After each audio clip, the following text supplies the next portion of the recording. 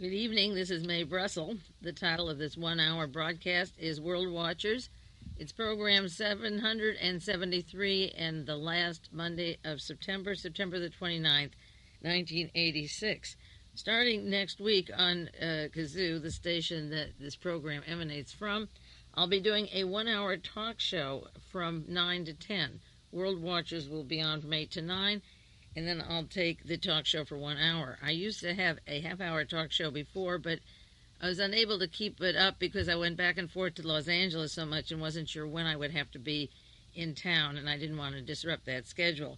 But now I can set my own time schedules, and I will be doing that for 1 hour, and we'll be able to cover a lot of the local material of books and movies and plays in the area or political meetings and things that have a political nature that I can share with the local listening audience.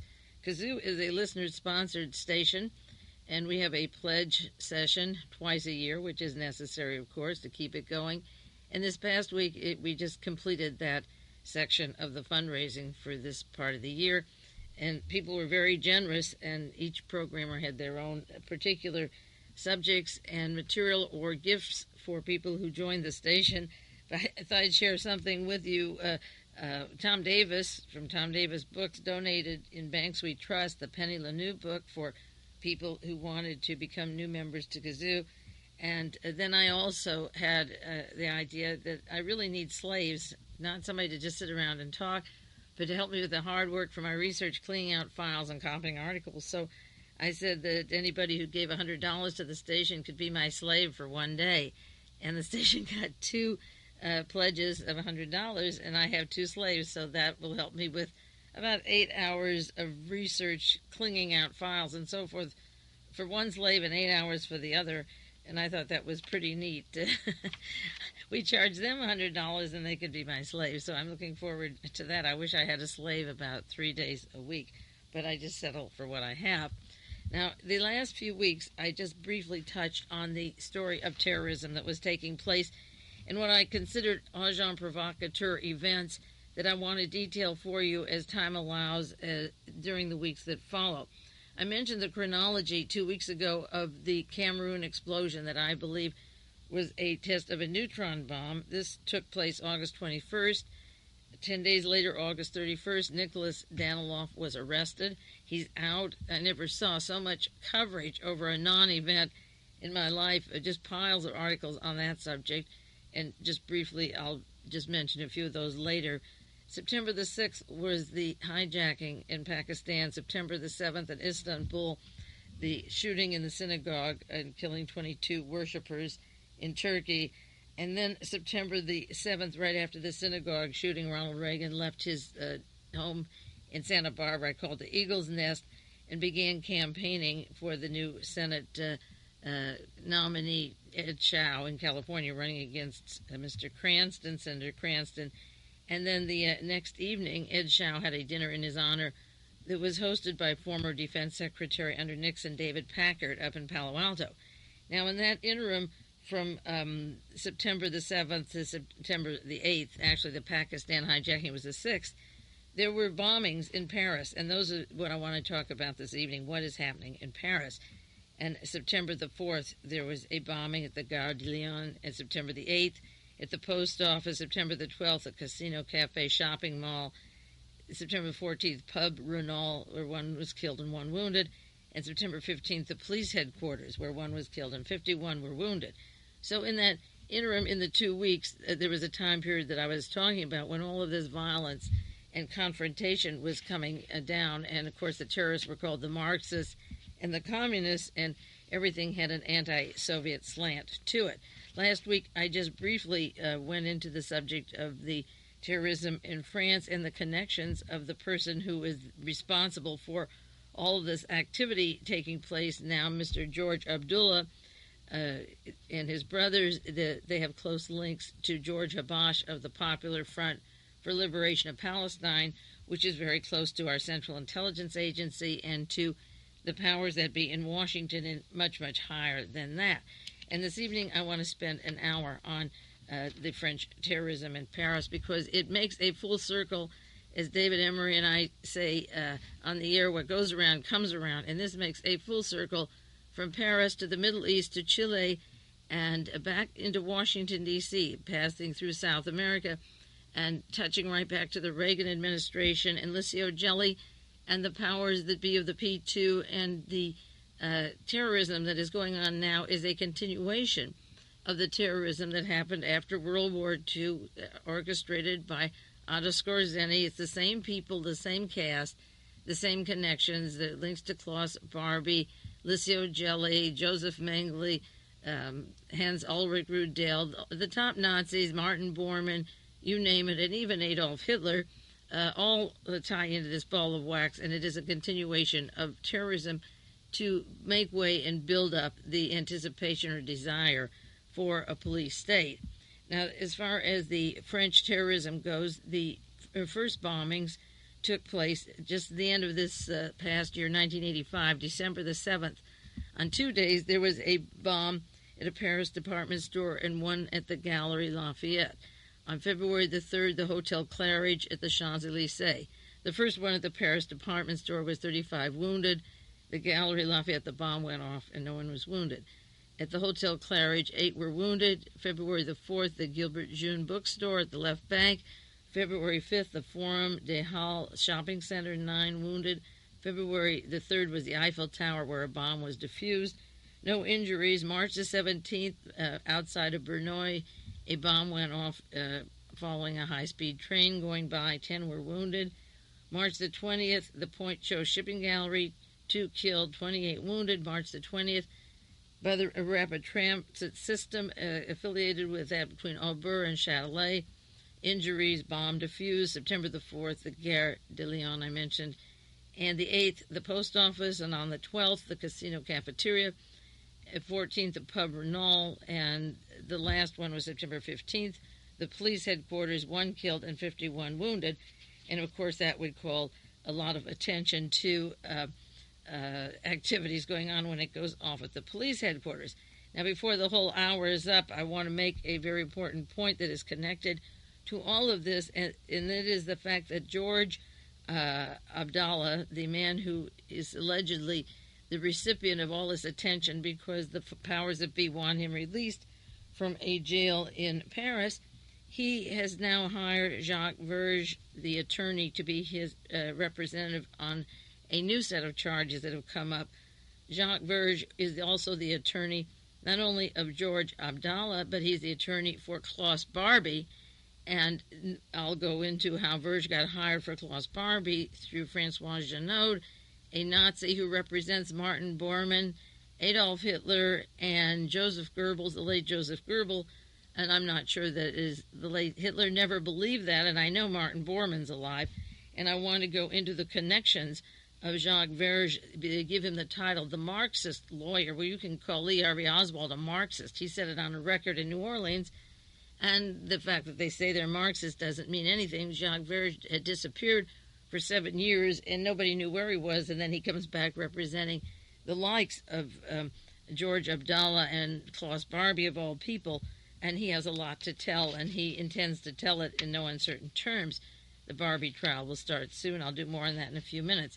So these bombings are taking place. The synagogue to shake up the Jews, the one hijacking in Pakistan, and all facets of society are being tapped by these various injuries and hijackings and bombings taking place.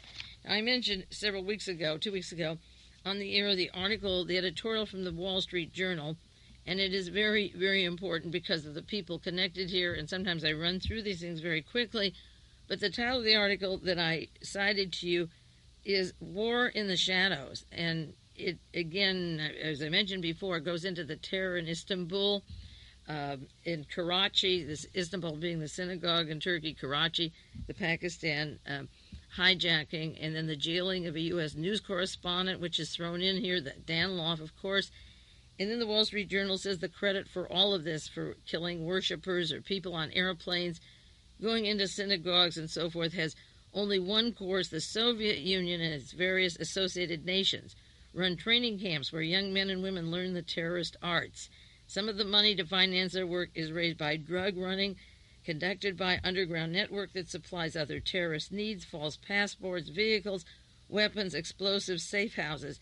You'd think he was reading about the CIA with Otto Skorzeny and Frank Churchill, and Carlos, the editorial writer of the Wall Street Journal, is listing all of the things that the Soviets do and that the Soviets have to be responsible for the hit at Pakistan or in Turkey. And the Soviets are likely to be the ones because Turkey helps support the Afghan freedom fighters and they play a role in NATO. So it has to be the Russians that are doing all of this. And this is a typical kind of editorial writing that blames the Soviet Union for all of the things that have been documented in books for the last 10 years, and particularly current books on what our Central Intelligence Agency is doing. Now, I don't want to go into Seymour Hersh's book on the Korean Airlines at this time. That book, The Target is Destroyed. But I do want to mention that I've seen Seymour Hersh on the Phil Donahue show, and I've heard him on various radio programs that I've taped on the air and with Larry King and so forth. And one of the things that Seymour Hersh says is that the Korean airline almost set off a confrontation, that an incident like this could lead to war. And he's whitewashing, that it wasn't a spy plane. Of course it wasn't, but the Russians didn't know it was a passenger plane. And I'll do a lot on this book later. But the point is that our country wants it to be a war. We want to get close to a war. We want stepping stones to that war, and we have to build up that enemy. And we got close because they wanted it close. That's why so much of the evidence is locked up or tied up. But the idea in Mr. Hersh's head, and he's a smart man, he knows better. The idea he's saying is it's scary how two superpowers can be wrong about information and get on the brink of war. What's scary is how superpowers can lie through their teeth and lead us to that war and make us think that it was logical to have the war. Now, in terms of this terrorism and the agents provocateurs and the dangerousness of all this, Reverend Moon's newspaper, the Washington Times, had a full-page ad several days last week. One was September the 12th. And the editorial writer for this paper, owned by Moon, is Mr. Arnaud de Borchgrave, affiliated with the intelligence community and the defense community. And Reverend Moon is a large funder of CAUSA, or the sole organizer of CAUSA, that takes care of the Contras, and he's a member of the World Anti-Communist League, with a fascist Nazi network that is embroiled in death squads and murders and assassinations. But this is the full-page ad following all of these violences. Mr. Adolf was locked up and soon needs to walk out. But this is what the ad says, because Ronald Reagan, as I said 2 weeks ago, was going to launch the senatorial campaign on the basis of these violences and get your mind set again of that strong anti-Soviet, anti-third world or people's groups to prepare to get more arms and get ready to literally make this whole world an armed camp. This is the ad in large black letters, 2 or 3 inches high. It's hard to describe it if you don't see it. And I'll make a miniature size and include it in the tape that you have. For the listeners on the air, you can send me a self-addressed stamped envelope, and I'll send you a copy of the ad. It says, if you want to help fight terrorism today, join us to defeat congressmen, because we're just on the eve of election, and that's what this was all about. Help us defeat congressmen who have acted to give Libyan, Syrian, and Cuban terrorist assassins a safe haven, training facilities on the American continent mainland by their votes against the Nicaraguan freedom fighters.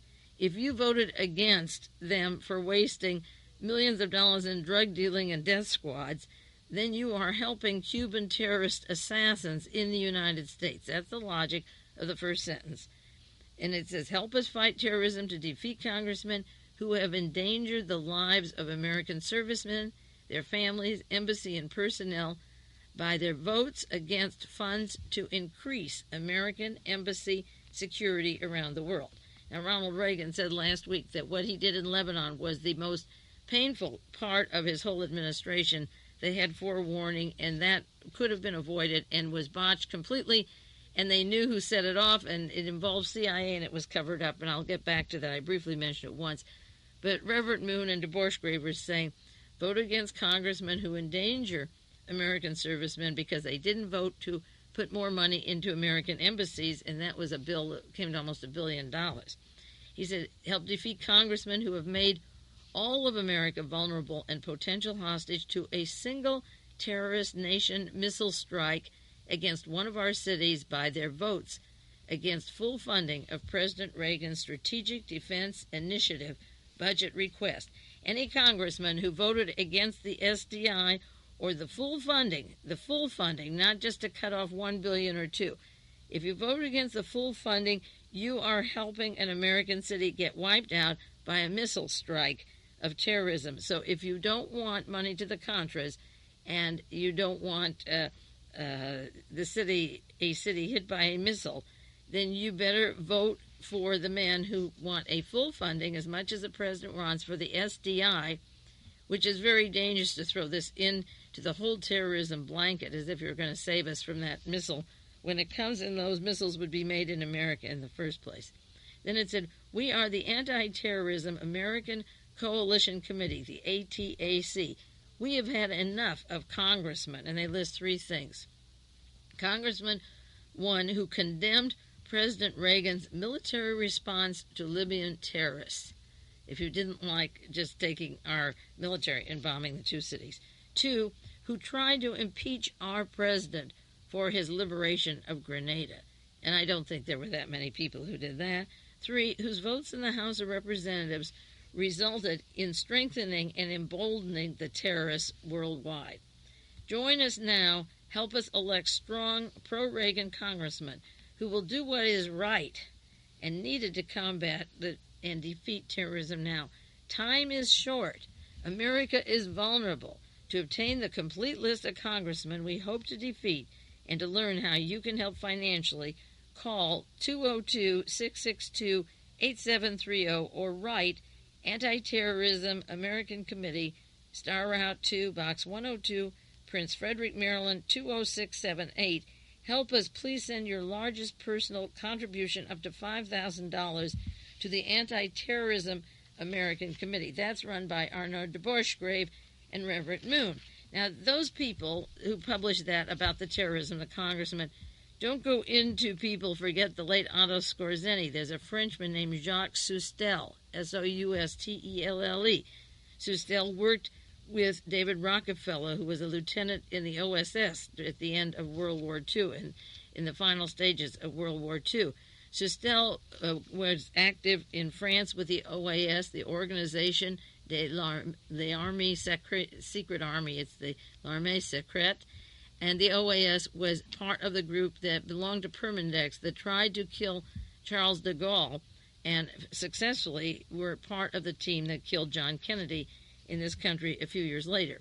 In 1961, after de Gaulle took a series of measures against him, Soustelle went to Switzerland and Italy, and he followed de Gaulle and, as I say, was active in trying to assassinate him, and only returned to France in 1968.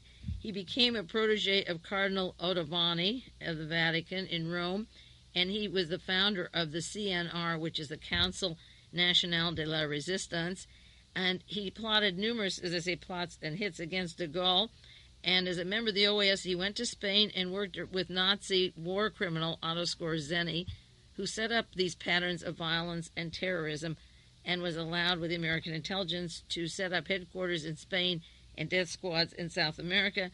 And so Soustelle is a part of the group of the P2, the Freemason Lodge, and very close to Licio Gelli and Jose Lopez Rega, who recently returned down to Argentina, one of the organizers of the 3A, the death squads, down in Argentina, and part of WACL and the team that have done violence all over the world. He also, Mr. Soustelle, the reason I just mentioned him, because he links to from the Kennedy assassination to the violence and the planning the murders of Charles de Gaulle, to working with Otto Skorzeny and Licio Gelli, and he's very active in a leading member of CAUSA, which is the International Organization of Reverend Moon, disguised as fighting communism. And that's only one man, and we could go on for weeks and weeks on these particular characters. Meanwhile, an article came out of Paris titled French Fear Erosion of Liberties, and that is what is going to happen in this country as a result of all these activities.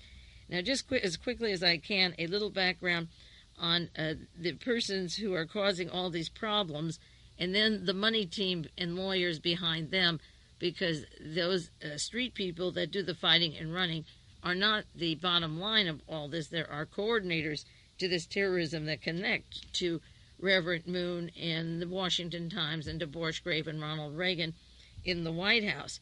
Last week, I just cited a brief mention of the article printed in the San Francisco Chronicle from the New York Times titled, "International Plot Could Be Behind French Terror Wave." The Chronicle had that title. It was taken from the New York Times, the 22nd of September, titled "Terrorism in Paris, a Narrow Purpose or a Broader Plot." Each paper writes their own headline and asks the question. Now, George Ibrahim, and I won't use his middle name much now, Mr. George Abdallah, 35, is a professed Marxist. He is a Catholic, a member of the Greek Orthodox Catholic Church, a Christian from Syria, and he is not. There's a little bit of contradiction there with being affiliated with the Roman Catholic Church and being a Marxist, I believe, but the title Marxist is convenient. Like they said, Lee Harvey Oswald was a Marxist while he worked in Navy intelligence. Now, he is in jail, and the setup was that a gentleman, Mr. Gilles, Gilles, Payroll, Peyroles, Gilles Payroll, was the head of the French Cultural Center in both Tripoli and Lebanon, and he was kidnapped in last March, and there was supposed to be a swap between the people who kidnapped him to release George Abdallah, who was serving 4 years in jail on matters of terrorism and so forth in Paris. So Payroll was kidnapped in the Middle East, and the return was that George Abdallah would be traded for them. There were several other people that had been arrested in Paris. Pierre, Carette, a leader for a printer, was arrested last December. He works for the Fighting Communist Cell, and he also prints for Abdallah the terrorism posters that go out. And also released last March from jail was Frederick Oriash, who went to Syria and Damascus. I'll do more on him soon. Oriash's attorney is also Mr. Verge, the same attorney that represents Klaus Barbie and represents George Abdallah, and all of them have close links to the highest echelon of Nazi financing that is taking place today out of Zurich, Switzerland. Now, Payroll was released from the Middle East, and when it was time for Abdallah to be exchanged for him as part of the agreement, all of a sudden, and lo and behold, because of two tipsters, two terrorists, they went to the apartment of Mr. Abdallah, and in the apartment they found two machine gun pistols that were used in 1982 for the assassination of U.S. Lieutenant Colonel Charles Ray, who was in military intelligence, and also for the Second Secretary of the Israeli Embassy, Yaakov Bar-Semitov. Now, it's interesting that these terrorism activities that took place when Mr. Abdallah was arrested involved terrorism from 1981 to 1984. We're talking about 2 years ago. And he was locked up because of a more recent terrorism. But just when he's ready to be released on a promise that he's to be exchanged, they go to his apartment on a tip. And in there they find incriminating evidence of a murder, 2 murders he did in 1982. Now, in 4 years, a real terrorist wouldn't leave traces behind. Would he leave the gun that killed the American or the Israeli sitting around with all the guns and weapons that these guys have, and they travel freely? Or if they go to jail, somebody certainly takes their stuff and cleans it out. If a guy wants to get released from a prison in any country, he doesn't keep the weapons of killing, particularly an American or an Israeli, just sitting around in a bed or closet of an apartment like it's some used piece of junk. When he goes to jail, it seems to me that his buddies, and these terrorists have networks, would just unload everything he has. So it's very suspicious that this whole thing of all these bombings in Paris that I cited to you are connected to the fact that just when there was a promise to exchange one prisoner for the other, that they get a tip-off and find weapons that belonged to 2 murders in 1982. That just is too much an agent provocateur activity, because then on the basis of the French breaking their promise, because now they find that this guy's done 2 murders that they hadn't linked him to or suggested, and how come they never went to his apartment if they had a search warrant now? How come they didn't get one since 1982? I mean, it's just sitting around. These guns are just sitting there waiting for somebody to come. So the provocative action was promising to release him, then getting a call to go to his apartment. And when they go to the apartment, they find weapons that happened 4 years ago, 2 murders that he's conveniently hasn't had a need for if he's in jail. And why keep an apartment? What kind of apartment does he keep if he's locked up? And what are these weapons sitting around for? You could drop them in the Seine for one moment, or from the top of the Eiffel Tower, or throw them away. There must be some garbage container some way that he didn't have to be linked to them. So by his being linked to them, the powers that be, America, intelligence, and the justice said, wait, you can't release him now. We have to try him for these murders.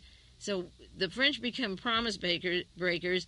The French get all the bombings, and the Americans get the electoral payoff for the Senate election. In simplified terms, they get a lot more. But we get a lot of policemen, a lot of army specialists on terrorists, new departments on terrorism. But the release demands didn't make sense. If you're not going to let him out because you find new evidence, how is it they didn't find him earlier?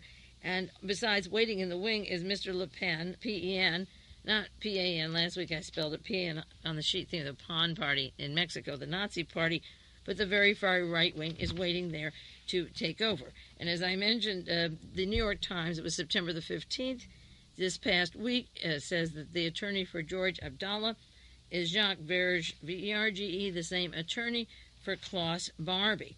Now, there was another newspaper magazine article titled Switzerland Exposed as Safe Haven for Terrorists. And this article says that this Zurich, Switzerland, is a meeting place for various terrorists. And 2 weeks after the bombing at Libya by the United States, the April 15th bombing, known participants met at a conference in Zurich, Switzerland, including George Habash, who is a very close link to Chile, to Pinochet through his brother, through what is called the Syndicate in Atlanta, Georgia, behind the assassination teams of John Kennedy, Robert Kennedy, and Martin Luther King. George Habash, who works with the Popular Front for the Liberation of Palestine, and a lot of double agents from the United States. He was in Zurich, and he was in direct connection with Frederick Oriash. Now, Oriash is the connecting link to the direct action, or the Action Direct, the French so-called leftists, just as Francesco Pazienza and the Italian intelligence were the people that formed the Italian Red Brigades. Just as I wrote 12 years ago, the SLA is the CIA. And I detailed in that article how the intelligence community set up these leftist organizations. And Oriash was a person who was working for George Habash at one point, and he was arrested in Israel. They got him on a bombing charge, and he spent a couple of years in Israel. And then on the coaxing of Menachem Begin by the Swiss powers that be, the Swiss government and Mr. Genoud, a prominent Nazi in Switzerland, Mr. Begin released this Oriash, and then he was under his wing and worked with him. And Oriash has been between what looks like the direct action, the French leftist group, and the Habash group, and Mr. Abdallah and his brothers in the middle. And Oriash deposited $1 million in the Zurich Credit Suisse Bank not too long ago, and the money was set up for George Abdallah and his group, the Lebanese Army Revolutionary Faction. There are 5 accounts there. Now, that French Action Directe run by Oriash was the liaison between all of the people that are doing these violences now.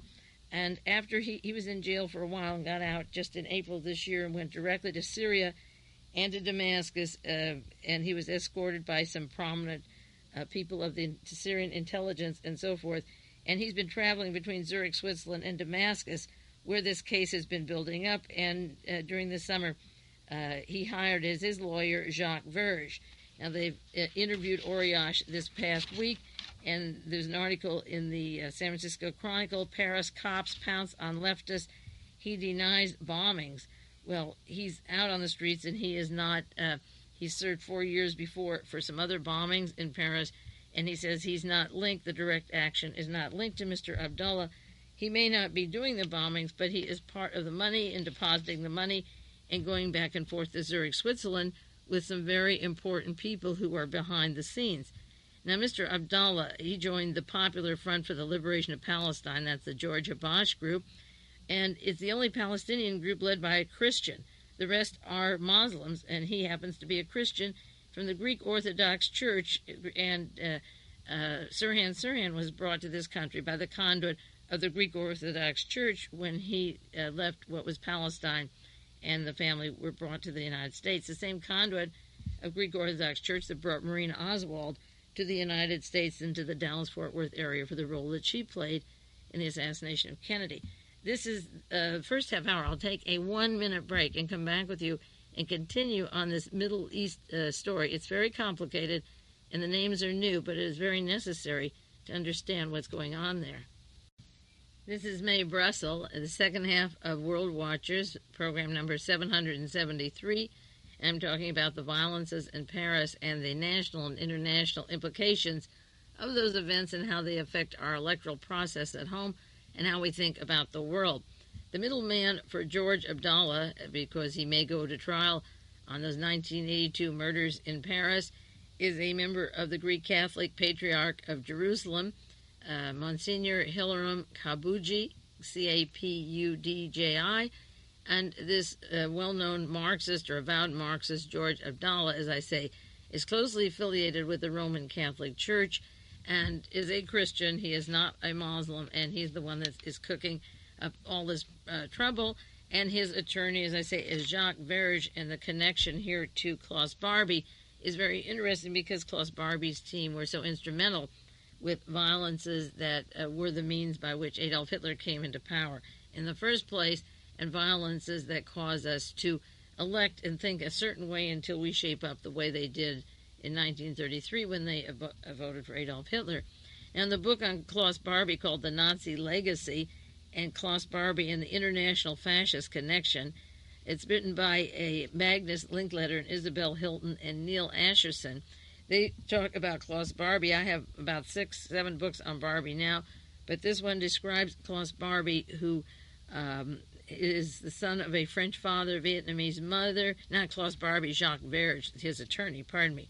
The importance of Jacques Verge.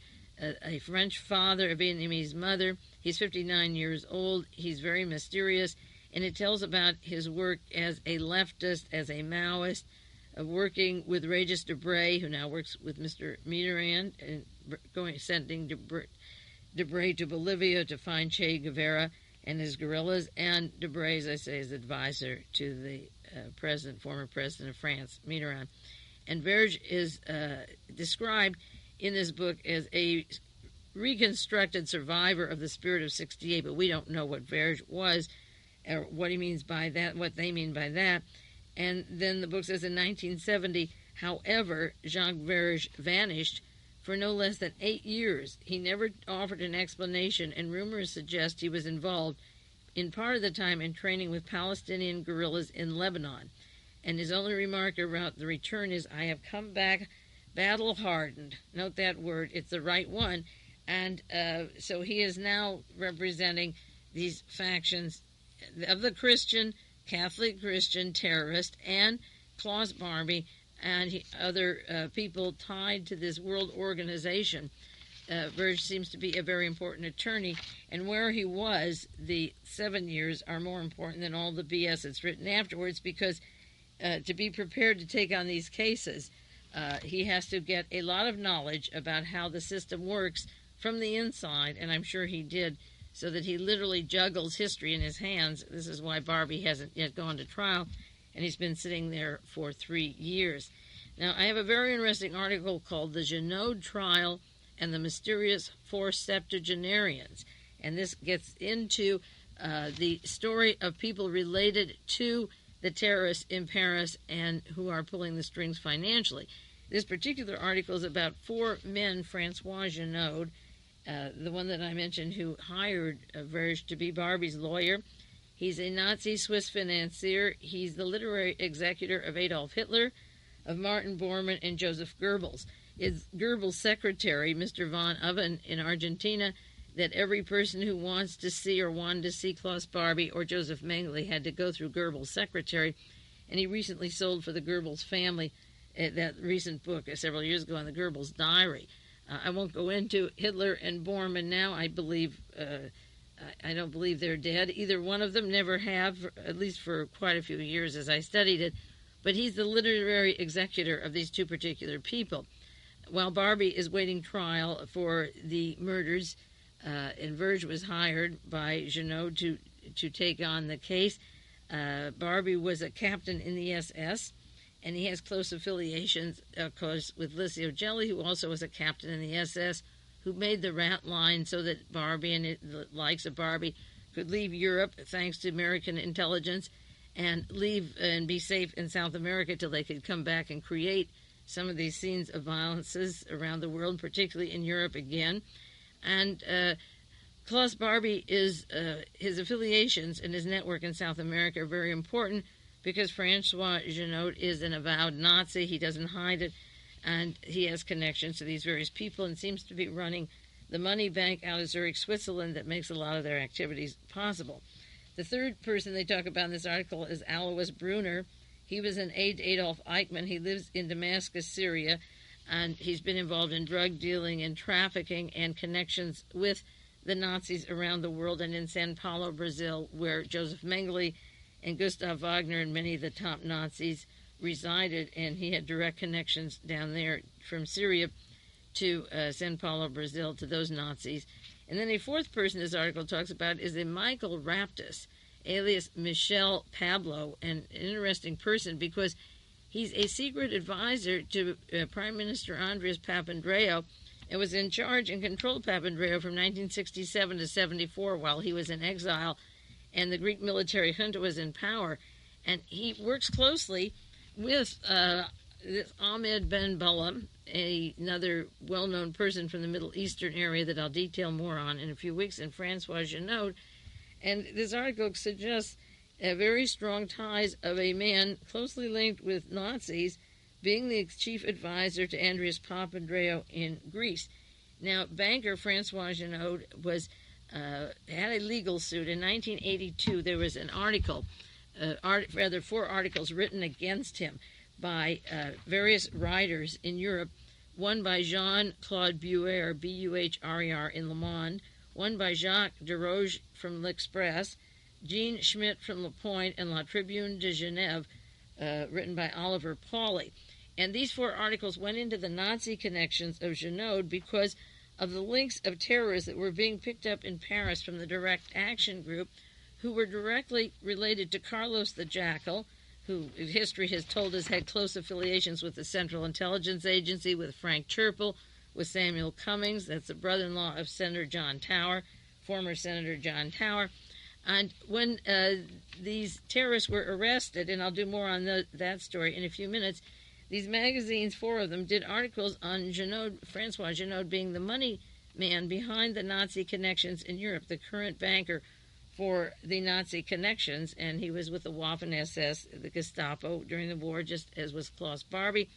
And he decided to sue them because they were accusing him of all these matters.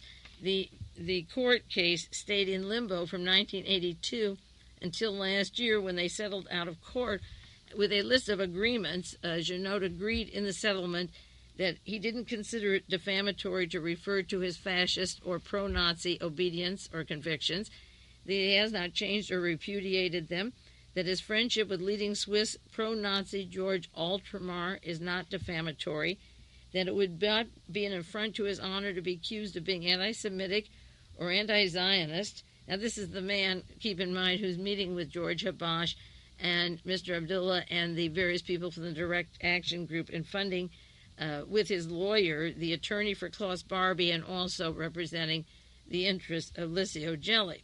He admitted as he settled the suit he filed the suit and then he settled it out of court and didn't want to go to trial. He said he was recruited to the Abwehr, which is Hitler's intelligence, that he had contacts with the Black September terrorists, that he was in contact with their leader, Hassan Salameh, and that the four journalists had no idea how much he knew about Salameh. Now, Salameh is linked to the Munich massacre of the Jewish athletes, and that terrorism that also had strong ties to the intelligence community I don't have time to go into it now, but Genoud is close to the late Salome. He was killed not too long ago, and that he conceded meeting with George Habash, worked with him, and he claimed also with pride his friendship with the late Nazi, the Grand Mufti of Jerusalem, who also was part of the SS and very, very close to Adolf Hitler.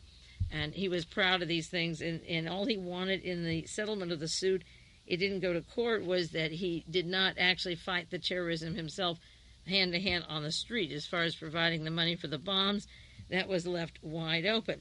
But he took these journalists to task and decided that he would have a libel case because of the things that they said, and then decide they're not liable. After all, they're all true, and I like what they say. So on November the 15th, 1985, the whole thing was thrown out of court. Now, Maître, which is a French word for Mr., Marc Bonnant, Bonant, and that's a very important name. He's one of the most prominent attorneys in Switzerland. Marc Bonnant,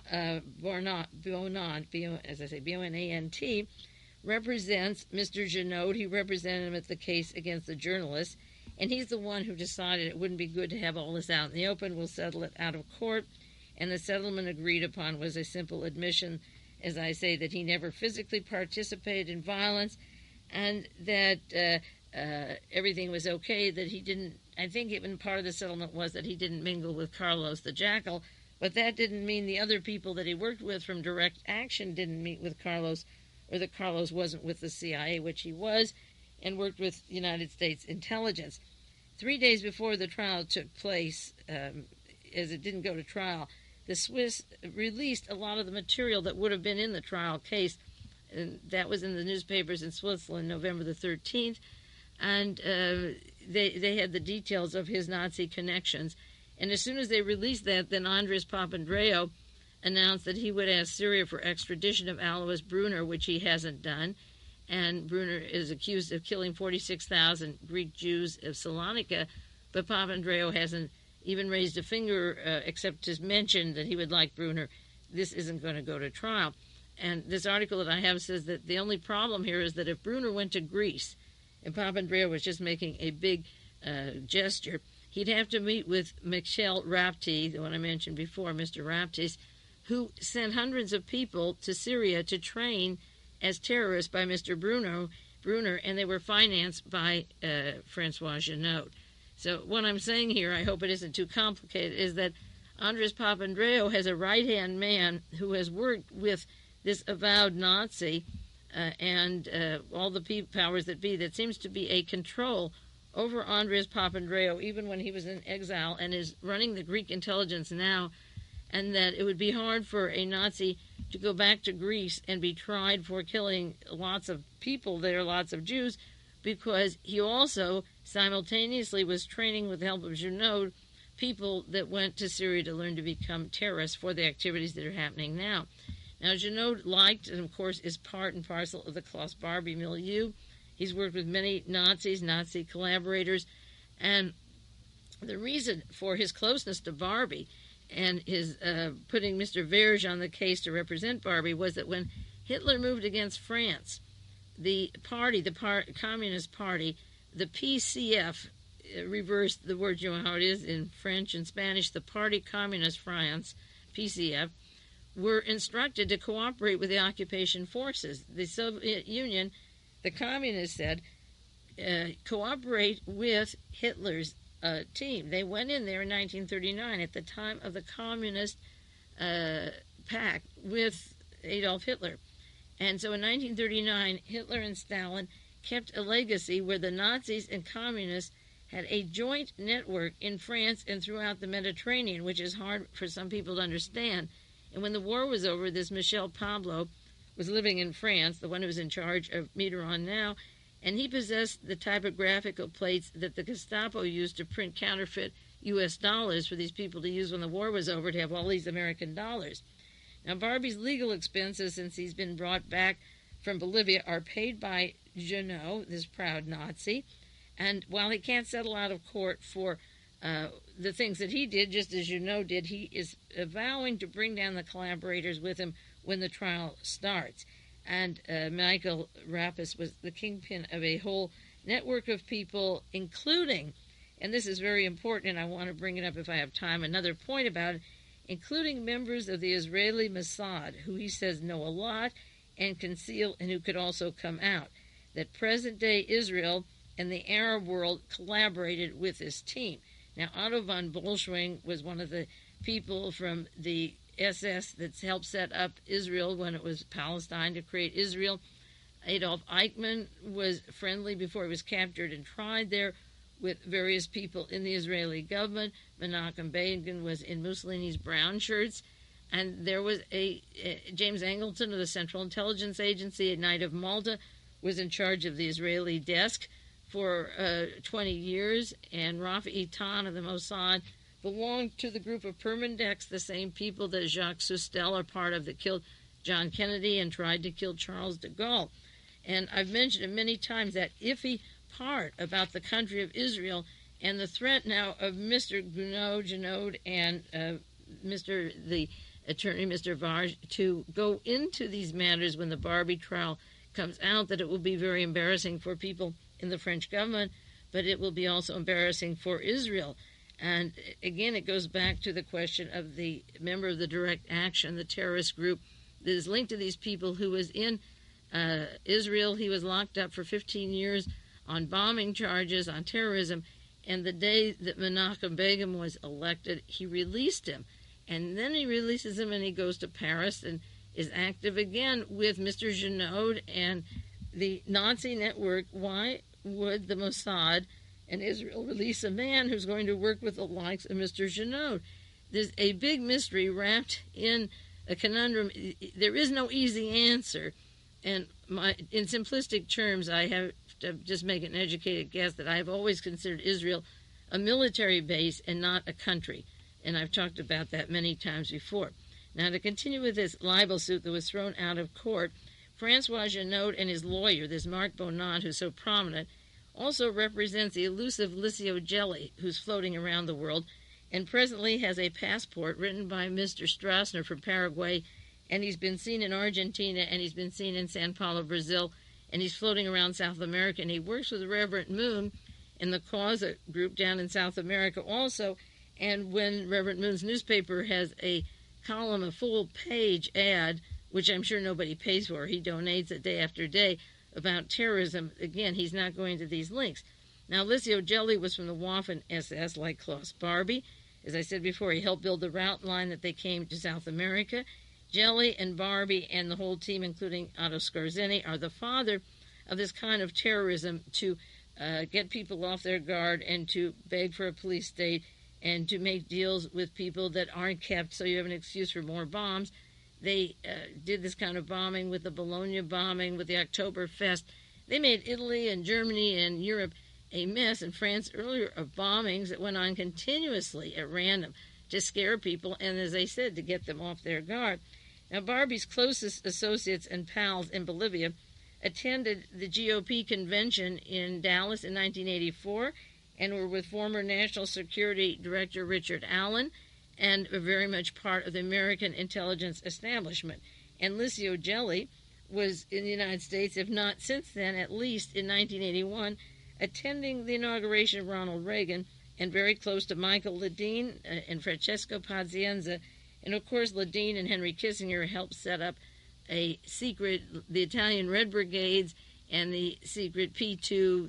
There were two branches of the P2, and set up the terrorism in Italy and the lies about Agca being a Bulgarian who tried to shoot the Pope, when the far right wing, the CIA, Frank Churchill and their ilk, were behind this. And again, having to make a scare against the Russians, just as the Wall Street Journal is doing just this past week with their editorial.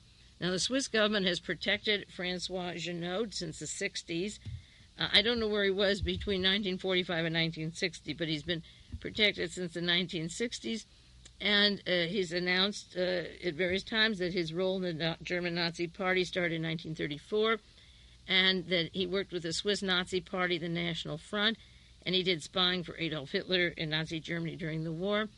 And in March of 1982, Bruno Bruget and Magdalene Koff were arrested. Those were two terrorists who were arrested in France in 1982. It was on the basis of their arrests that the articles were written by Le Monde, L'Express, Le Point, and Le Tribune de Genève that caused Genoud to have the lawsuit. And some 4 writers from these newspapers, French papers, raised questions about the Nazi circles of what was supposed to be Marxist terrorism in France. And as I say, the Red Brigade, the SLA, the Baader-Meinhof, the Carlos all turned out to actually have roots in the intelligence community, particularly of the United States, and of their own national intelligence, like Italian or French and so forth. Now, François Genoud financed the lawyer to defend these people, and Mr. Bourgeot and Magdalena Koff. And that's when the articles came out, because of Genoud financing them, and people were asking, well, who is Genoud? And Maurice Cruchon, Cruchon, was the lawyer. Genoud said in those days to defend these 2 people who were charged with terrorism, and then the attorney married Genoud's daughter, became his son-in-law, and Mr. Cruchon became a co-counsel in his office with Marc Bonnant, who represents Licio Gelli. So as the story of the French terrorists evolved, and some good reporters were on the story, it linked Genoud and then eventually Gelli, who had fled Europe in 1981. The story of the P2, the Propaganda Due, all of that broke in 1981, a week after the Pope was shot. And then, of course, after Roberta Calvi's death in London in June 82, Licio Gelli's name was in the news more. And Bonnant is the attorney for Licio Gelli, and his cohort there is the writing executive or attorney for Hitler and Martin Bormann and the Goebbels family. That reminds me of the time when Joseph Mengele was supposed to be dead, and Fritz Steinecker had his picture in Newsweek, and he's the attorney that I said deposited Klaus Barbie's money for drugs in Mengele's account in Zurich, Switzerland, in the same city where all this activity is going on now. And Mr. Steinecker was interviewed in Newsweek. There's a picture of him. Yes, he is representing Joseph Mengele. Not the late Mengele. Mengele has sons and family, but for all intents and purposes, the attorneys don't speak about their clients in the past tense. Just people who want to believe in the tooth fairy talk that way. Well, Le Monde had an article about Genoud's Nazi past, his links with Hitler, his working in the Abwehr. And as the articles went on, his links to Adolf Hitler and Bormann and Goebbels became more a subject of the news in France and in Europe, Switzerland, and other countries. And the lawsuit stopped people from writing about him, Mr. Genoud, and he's been very quiet. And after 4 years, when it settled down, then he settled it out of court. But there were lawsuits that nobody could ever use the name of Howard Hughes, and they had a Rosemont corporation or company, and nobody else could write, and they were sued if they put anything about Hughes. Now, Genoud was very closely associated with SS General Kurt Wolff, and he was also close to a man named Ranke, R-A-N-C-K-E, Heinrich Himmler's right-hand man, and Heinrich Himmler was making deals with Allen Dulles and Wild Bill Donovan of the OSS long before the war was over to restructure these Nazis and use them after the war. Licio Gelli, the client of Mr. Genoud's attorney, was making the rat line, and Barbie was going to South America, and now all these various factions have one common lawyer and one financier, one living in Switzerland, and the lawyer Jacques Verge representing all of them. And also, Genoud is very close to Hjalmar Schacht, who was the late Hjalmar Schacht, who was Hitler's Nazi economics minister. Schacht's son-in-law, Otto Skorzeny, was the one who set up these terrorist activities and networks that could be functioning for strategy of tension. And it was John J. McFloy of the Warren Commission who earlier had released these top Nazis, such as Hjalmar Schacht, so they could go out and do their business. And as I say, Genoud agreed to all the things that they said about him in the articles, and so that they weren't allowed to, the defendants weren't allowed to present their evidence in full at the full trial. But among the witnesses who did appear, who were the defendants that Genoud was going to accost because they said these nasty things about him, that he changed his mind, they weren't so bad after all, there was a Marie-Madeleine Forçade, president of the Expert Committee on the Resurgence of Nazism. And this is very important because these people had these committees in 1982, and that's what we're getting now again with this confrontation in the Middle East, in the synagogue in Turkey, in the Pakistan airport, in the attempted and I don't believe they meant to kill Pinochet in Chile so that he could have more control. I forgot to put the shooting of Pinochet in among these agent provocateur violences that are an excuse for more control. So Marie-Madeleine Forçade was going to give evidence against Genoud from the Committee on Resurgence of Nazism. Jacques de Leroux, a member of the Expert Committee on the Resurgence of Nazism, was to present the links of this gentleman again to George Habash and to the Palestinian fronts and to the bombings going on in Europe in the early 1980s. Daniel Meyer, former president of the Ligue des Droits de l'Homme, it's called the League for the Rights of Man, and he's founder of the International Action Committee to Resistance. Isabelle Vignac, a journalist and resistance veteran. Now, this is a very interesting name of people who had written articles about Genoud and the terrorism at the time. There's one name that fits here that is very, very interesting, and that is Claire Sterling, the author of The Terror Network. Now, Sterling later, if she was working to find and saw Nazi connections and wrote about Genoud then and was going to be a witness on Nazi resurgence, she made a 180-degree turnabout, so she could have been a plant in this group, because then she worked with Michael Ledeen and Francesco Panzienza and Paul Henze in talking about the terrorism from the left, which she knew in 1982 had its Nazi origins, and she was one of the bigwigs in making the lie about Agca working for the KGB and the Bulgarians, and it's very interesting that her name shows up here. The other one is Isabelle Vignac, a journalist and resistance veteran.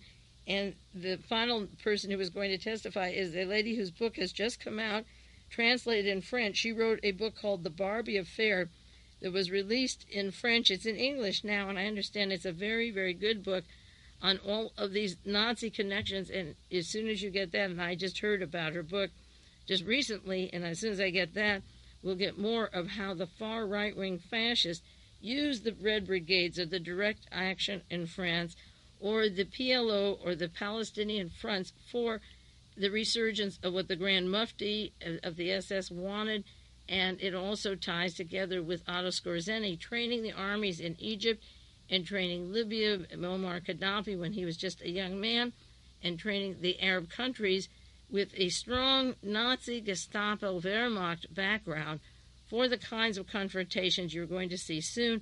And on that basis, they're lucky so far that only the one synagogue has been shot with 22 mourners killed in Turkey. It's going to get much worse. Now, there was a press conference of Irma Paris where she revealed at the time the trial was put off in 1985 that Genoud is so closely linked to Klaus Barbie, and as I say, she has a book on that now.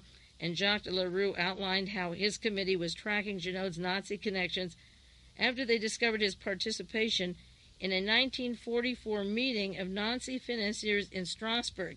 Now remember, I've said that from 1943 on, the Nazis go underground. The plans for everything you're seeing in 1985 was decided as early as 1944. The war wasn't over until 1945.